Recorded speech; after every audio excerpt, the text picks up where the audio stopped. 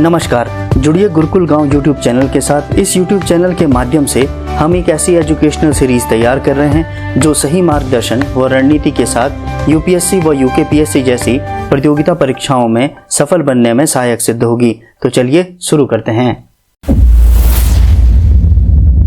हमने देखा सौरमंडल, सूर्य और उनके चारों ओर चक्कर लगाने वाले ग्रह। अब हम जो पढ़ने वाले हैं वो क्या पढ़ने वाले हैं? सूर्य को। तो अगर हम सूर्य को देखें, सूर्य के अगर हम पार्ट को देखें तो क्या है? पहला कोर, फिर क्या है इसका? रेडिएक्टिव जोन, और तीसरा क्या है? संवहनीय क्षेत्र। तो द कोर, रेडिएक्टिव जोन या विकिरण क्षेत्र और संवहनीय मंडल, ये सूर्य का क्या है? Inner part. क्या पार्ट है? Inner part. और फोटोस्फीयर, क्रोमोस्फीयर और कोरोना, ये क्या है? इसके आउटर पार्ट। क्या है इसके? Outer part. इसके अलावा हम यहीं पे क्या सीखेंगे? ब्रह्मांड वर्ष क्या होता है? कॉस्मिक ईयर क्या होता है? नेक्स्ट, उत्तर ध्रुवीय ज्योति क्या हुआ? अरोरा बोरियलिस। उत्तरी ध्रुवीय ज्योति क्या हुआ? अरोरा बोरियलिस। और एक अरोरा ऑस्ट्रेलिस होता है, ऑस्ट्रेलिस। बोरियलिस नहीं, इसे दक्षिणी ध्रुवीय ज्योति कर दो, दक्षिणी ध्रुवीय ज्योति, है ना? ठीक है। नेक्स्ट, सोलर प्रोमिनेंस क्या होता है? सौर ज्वाला क्या होती है? और सोलर कलंक। तो इस टॉपिक में हम ये सब पढ़ेंगे। देखिए, सबसे पहले हम सूर्य के बारे में देख रहे हैं। क्या इसका?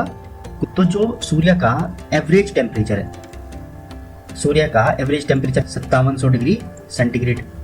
देखिए, औसत तापमान क्यों कह रहे हैं? क्योंकि जो अंदर कोर का टेम्परेचर होगा वो क्या होगा जी? 15.7 मिलियन केल्विन से भी ज्यादा है ना? नेक्स्ट, ये जो सूर्य है ये अधिकतर क्या बना है? गैसों से। और सबको पता है इसमें क्या? हाइड्रोजन किस में तब्दील हो रही है? हीलियम में। और तब जाके हमें क्या मिल रही है? एनर्जी। और ये सारा काम कहाँ हो रहा है? कोर में। तो हमने ये पहले डिस्कस कर लिया है कि ड्यूटेरियम प्लस ट्राटियम मिलकर हीलियम का एक नाभिक बनाते हैं और सूर्य से हमें क्या मिलती है? एनर्जी मिलती है। और यही एनर्जी सोलर सिस्टम को क्या करती है? प्रदान होती है। तो ये सबसे पहले बताया किसने था? मतलब ये प्रोसेस पहले कौन सी है? ये प्रोसेस कौन सी है? आपकी न्यूक्लियर फ्यूजन की, न्यूक्लियर फ्यूजन। और ये 1939 में ये किसने बताया था? प्रोफेसर बैथे। और ये सारी प्रोसेस कहाँ हो रही? सूर्य के कोर में। कहाँ हो रही है? सूर्य के कोर में। इसका मतलब यहाँ पर सबसे ज्यादा क्या है? हाइड्रोजन गैस 7%, क्योंकि हाइड्रोजन किस में बदल रही है? हीलियम में। दूसरी गैस कौन सी होगी? हीलियम। और अदर गैसों का परसेंटेज कितना है? 2.5%। तो सबसे ज्यादा कौन सी गैस है इसमें? हाइड्रोजन। तो हम क्या बोल रहे हैं? जो सूर्य है वो किससे बना है? गैसों से।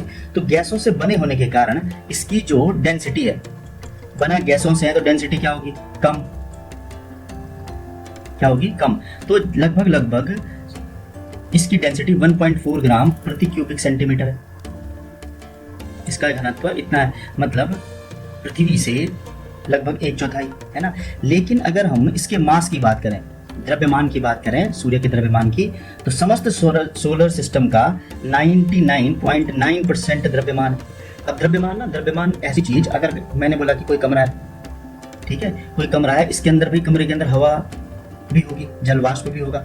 चाहे कमरा तुम्हें खाली दिख रहा है, जलवाष्प होगा, जलवाष्प में हम बोल सकते हैं पानी। और इसका भी क्या होगा? Atomic mass. तो इसका भी वेट देखा जाएगा। तो मास हमने बोला इसके अंदर है कितने पदार्थ, वो क्या होता है? किसी भी चीज का मास होता है। नेक्स्ट, सूर्य के नजदीक जो दूसरा तारा है वो है आपका क्या? Proxima Centauri.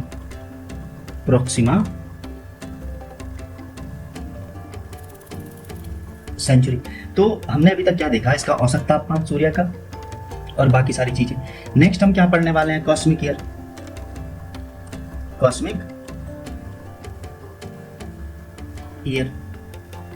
Cosmos year. तो इसका मतलब क्या होता है? Cosmos year. ब्रह्मांड वर्ष का मतलब क्या? ब्रह्मांड वर्ष का तात्पर्य क्या है? जो सूर्य है, हमने पहले पढ़ा है कि जो हमारा सोलर पृथ्वी है ना, वो किसमें? मिल्की वे में। तो जो सूर्य है वो इस आकाश गंगा का भी क्या कर रहा है? चक्कर लगा रहा है। इस आकाश गंगा का क्या चक्कर लगाता है? और ये चक्कर लगाने में उसे कितना समय लग जाता है? 25 करोड़ वर्ष। तो एक ब्रह्मांड वर्ष कितने के बराबर है? 25 करोड़ वर्षों के बराबर है। तो सूर्य द्वारा 25 करोड़ वर्षों में क्या करा जाता है? एक चक्कर लगाया जाता है मिल्की वे का, दुग्ध मेखला का। तो इसे क्या कहते हैं? आपका ब्रह्मांड वर्ष कहते हैं। नेक्स्ट क्या है? एस्ट्रोनॉमिकल यूनिट, खगोलिक इकाई। देखो, सन और अर्थ सन और अर्थ के बीच जो दूरी है 1.496 इंटू 10⁻11 मीटर, जो इसकी मीन डिस्टेंस है, माध्य दूरी है सन की और अर्थ के बीच की औसत दूरी, ये क्या कहलाती है? खगोलिक इकाई कहलाती है, एस्ट्रोनॉमिकल यूनिट कहलाती है। और ये किसने के बराबर है? 1.496 इंटू 10⁻11 मीटर के। नेक्स्ट क्या है? फोटोस्फीयर। स्फीयर की बात करें, किसकी? फोटोस्फीयर की, प्रकाश मंडल की। तो क्वेश्चन क्या आता है? सूर्य का कौन सा भाग हमें दिखाई देता है? तो उसका आंसर क्या होगा? प्रकाश मंडल। तो सूर्य का कौन सा भाग दिखाई देता है? हमारा प्रकाश मंडल। नेक्स्ट है क्रोमोस्फीयर। क्रोमोस्फीयर वर्णमंडल, वर्ण का मतलब होता है कलर। अब जितनी भी कोर से एनर्जी आई ना, वो सब बाहर की तरफ आ रही है ऐसे, और इस वायुमंडल द्वारा वो अवशोषित कर ली जाती है। और अवशोषित करने के बाद कोई भी चीज अवशोषित करेगी तो कैसे रंग की दिखाई देगी? एनर्जी के बाद लाल। तो सूर्य का कौन सा भाग लाल रंग का दिखाई देता है? तो वो कौन सा है इसका? क्रोमोस्फीयर। नेक्स्ट क्या है? कोरोना। इसको हम सूर्य का मुकुट भी कहते हैं और सूर्य किरीट भी कहते हैं, सूर्य किरीट। ये जो भाग है, ये जो इसका जो भाग है, वो हम, इसको मैं मिटा देता हूं।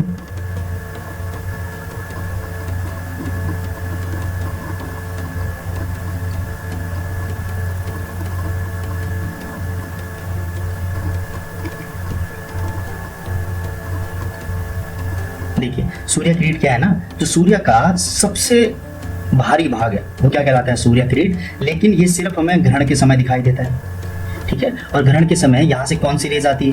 X raise. एक्स रेज निकलती रहेगी, लेकिन अन्य समय जब ग्रहण नहीं लगा है, अन्य समय, जब इस समय ग्रहण लगा है तब तो दिखाई दे रहा है, लेकिन अन्य समय इसका जो कोरोना से जो एनर्जी बाहर निकलनी है वो क्या हो जाती है? परकिरणित। तो हमने क्या डिस्कस किया था? स्कैटरिंग में क्या डिस्कस किया था? फैलेगी चीज तो हमें दिखाई नहीं देगी, लेकिन ग्रहण के समय ये संकुचित रहती है, फैल नहीं पाती। तो इसीलिए सूर्य का ग्रहण के समय हमें कौन सा भाग दिखाई देता है? सूर्य किरीट। एंड नेक्स्ट है आपका काले धब्बे, सन स्पॉट।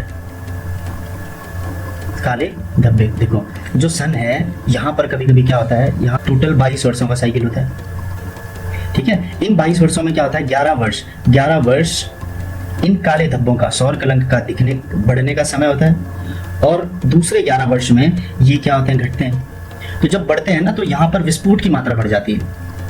क्या बढ़ जाती है? सूर्य में विस्फोट की मात्रा बढ़ जाती है, मतलब हाइड्रोजन बहुत जल्दी जल्दी हीलियम में तब्दील होगी और उतनी ही ज्यादा एनर्जी निकलेगी, ठीक है। तो काले धब्बों से पृथ्वी को सामान्य तापमान से 2% अधिक तापमान प्राप्त होता है जब यहाँ काले धब्बों की मात्रा बढ़ती है। कहाँ पर? सन स्पॉट में। तो सूर्य में 22 वर्षों के साइकिल में क्या दिखाई देते हैं? काले धब्बे। नेक्स्ट क्या है? Solar flares. सौर ज्वाला। ये है आपका सन और ये है आपकी क्या? अर्थ। ये विस्फोट कभी कभी इतना ज्यादा होता है कि इससे ना, ये अर्थ है, ये सौर ज्वाला इसके अर्थ के चुंबकीय क्षेत्र से टकरेगी और नॉर्थ पोल में और साउथ पोल में, यहाँ से जैसे हम ऑब्जर्वर यहाँ पे खड़ा है, कोई यहाँ पे प्रेक्षक खड़ा है, कोई आदमी खड़ा है, इससे लगभग 100 किलोमीटर की ऊंचाई पर यहाँ पर ये टकरती हैं मैग्नेटिक फील्ड से, चुंबकीय क्षेत्रों से ये सौर ज्वाला टकरती है। और इसको क्या दिखाई देता है? यहाँ पर रंगीन प्रकाश। ऐसा नॉर्थ पोल में भी होता है और साउथ पोल में भी होता है, दक्षिणी ध्रुव में भी होता है। और इसे साउथ की तरफ कहते हैं आपका क्या? दक्षिणी ध्रुवीय ज्योति, अरोरा ऑस्ट्रेलिस। और नॉर्थ में कहते हैं अरोरा बोरियलिस, ठीक है। उत्तरी ध्रुवीय ज्योति और दूसरा क्या आपका? दक्षिणी ध्रुवीय ज्योति।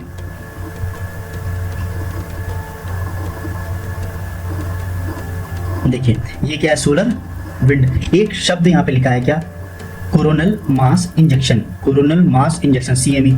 सूर्य के कोरोना से प्लाज्मा और चुंबकीय क्षेत्र का एक विशाल विस्फोट है जो अंतरिक्ष में फैलता है। बस यहाँ से विशाल विस्फोट है जो क्या फैल रहा है? अंतरिक्ष में। इसे क्या कहते हैं? CME, ठीक है। ये देखो, अगर ये अर्थ का मैग्नेटिक फील्ड, जब हम अर्थ पढ़ेंगे तो इसका मैग्नेटिक फील्ड किस तरह से तैयार होता है ये पढ़ेंगे, लेकिन जो इसका मैग्नेटिक फील्ड है वो इन सौर ज्वालाओं से अर्थ को नुकसान नहीं पहुंचने देता। नहीं तो अर्थ का जितना भी नेटवर्क है, मतलब आपने सुना होगा क्लाइमेट चेंज से, जो क्लाइमेट चेंज है, सूर्य का तापमान या तापमान बढ़ने से जो नेटवर्क का इशू है वो क्या बढ़ जाएगा? और जो हमें आसानी से नेटवर्क उपलब्ध हो रहा है वो नहीं हो पाएगा, है ना। तो ये मैग्नेटिक फील्ड ही है जो बचा के रखता है पृथ्वी को, है ना। तो ये जो CME है, ये CME यहाँ पर भी टकराते हैं और यहाँ पे भी, और ऐसा रंगीन प्रकाश दृष्टिगोचर होता है इस तरह का, ठीक है। और ये किसका फोटो है? कोरोना का। आप देख रहे होंगे ग्रहण के समय ये हमें दिखाई दे रहा है, इसलिए इसे सूर्य का मुकुट भी कहते हैं इस कोरोना को। उसके अलावा डायमंड रिंग भी कहते हैं इसको, सब कोरोना के नाम है जी, ठीक है, सूर्य प्लेट के नाम। ये अर्थ का मैग्नेटिक फील्ड है जो क्या है, सौर ज्वालाओं से बचा के रख रहा है। एक होता है प्रोमियंस, छल्ले, बस ये वाला है क्या, छल्ला, प्रोमियंस। ये भी जब विस्फोट की मात्रा बढ़ जाती है तो क्या दिखाई देते हैं, प्रोमियंस दिखाई देते हैं। अब इसके बाद हमने कुछ करंट अफेयर्स इसमें देख लेते हैं। Parker solar probe mission. Parker solar probe की जो लॉन्च हुआ था 12 अगस्त 2018 को हुआ था, इसे डेल्टा 4 यान से छोड़ा गया। और कहाँ से? फ्लोरिडा अमेरिका में, फ्लोरिडा के केप कैनेडी से, space centre, Cape Kennedy space centre से छोड़ा गया था। इसका नाम जो ये पार्कर शब्द है, ये पार्कर शब्द एक व्यक्ति थे, यूजियन पार्कर। और यही व्यक्ति हैं जिन्होंने 1958 में सबसे पहली बार सोलर फ्लेयर्स के बारे में बताया, सौर ज्वाला के बारे में बताया। इसकी सबसे बड़ी खासियत क्या है, इसमें एक कार्बन कंपोजिट हीट शील्ड लगाई गई है जो इसके अंदर का टेम्परेचर लगभग 29 डिग्री सेंटीग्रेड बनाए रखेगी। मतलब नेक्स्ट मिशन की अगर हम बात करें, नेक्स्ट मिशन जो भारत द्वारा क्या किया गया था, लॉन्च किया गया, जिसका नाम क्या है, आदित्य L1। ये भारत द्वारा पहला ऐसा फर्स्ट ऐसा है भारत द्वारा छोड़ा गया ऑर्बिट में, या हेलो ऑर्बिट में जाने वाला सन भारत का पहला क्या है, मिशन है जो सन की क्या करेगा, परिक्रमा करेगा। ये जो लॉन्च हुआ था वो कब हुआ था, 2 सितंबर 2023 को। और लॉन्च किसने किया था, इसरो ने। और कहाँ से किया था, सतीश धवन स्पेस सेंटर से। और ये कहाँ है, श्रीहरिकोटा में। इसरो की फुल फॉर्म क्या, इंडियन स्पेस रिसर्च ऑर्गेनाइजेशन, है ना। और किस यान से लॉन्च किया गया था, PSLV एक्सेल से, मतलब 40 PSLV 40 इंजन से क्या किया था, लॉन्च किया गया था। अब इस L1 का मतलब क्या है, L1 का मतलब है आपका लैग्रेंज बिंदु पॉइंट। देखो यहाँ पर आप एक फोटो देख रहे होंगे, इसे मैं ऊपर लाया था, देखो जो ये लैग्रेंज है, ये L1 यहाँ पर रहेगा, ये आदित्य, बाकी और भी है ना। लैग्रेंज बिंदु होता क्या है, L1 पॉइंट एक ऐसा पॉइंट है जो अर्थ और सन के बीच एक ऐसा बिंदु रहेगा जहाँ पे ग्रेविटेशनल फोर्स सबसे कम रहेगा सन का। और ग्रेविटेशनल फोर्स जब कम रहेगा, खिंचावट कम रहेगी, तो इसका जो फ्यूल है, ईंधन क्या है, कम से कम यूज होगा, है ना। तो जो परिक्रमा है सूर्य की, वो आसानी से कर लेगा और न्यूनतम ईंधन का प्रयोग करते हुए परिक्रमा करेगा। और ये कौन सा पॉइंट है, L1। इसके अलावा L1 में पहले से ही सोहो दूरबीन की स्थिति भी यहीं पर रखी गई है, एंड हेलियोस्फीयर ऑब्जर्वेटरी। तो सोलर एंड हेलियोस्फीयर ऑब्जर्वेटरी दूरबीन कहाँ स्थापित है, आपकी L1 में। इसके अलावा जो ये L2 है, यहाँ पर भी वेब स्पेस टेलीस्कोप लगा है, ठीक है, यहाँ पर। और दूसरा L1 में फायदा क्या है कि यहाँ पर ना बिना ग्रहण, मतलब यहाँ पे ग्रहण का कोई प्रभाव नहीं पड़ेगा, और यहाँ पे से हमेशा क्या है, सूर्य हमें दिखता रहेगा। तो ये कौन सा है आपका, ये कौन सा मिशन है, आदित्य। ऐसे ही, और कब लॉन्च हुआ था, 2 सितंबर 2023 को। इसी तरह अगर हम बात करें, देखिए, इसी तरह अगर हम बात करें प्रोवा 3, ये यूरोपियन स्पेस एजेंसी द्वारा लॉन्च किया गया 4 दिसंबर 2024 को, ठीक है। ये भी क्या है, सोलर मिशन। इसके अलावा नासा ने PUNCH आपका लॉन्च किया 6 मार्च 2025 को, the polarimeter of unify corona and heliosphere. हमारा आदित्य फर्स्ट L1 जो सोलर मिशन है, ये हमारे 7 पेलोड ले जाएगा। विजिबल इमिशन लाइन कोरोनाग्राफ, तो ये कोरोना की स्टडी करेगा, है ना। Next solar ultraviolet imaginary, ये वाला। Solar low frequency energy X ray spectrometer. फिर next high energy L1 orbiting X ray. इसमें जो आदित्य L1 है उसमें 7 पेलोड गए हैं और वो सब के सब ग्रह सब के सब जो सैटेलाइट हैं वो सब के क्या है, अलग अलग काम है।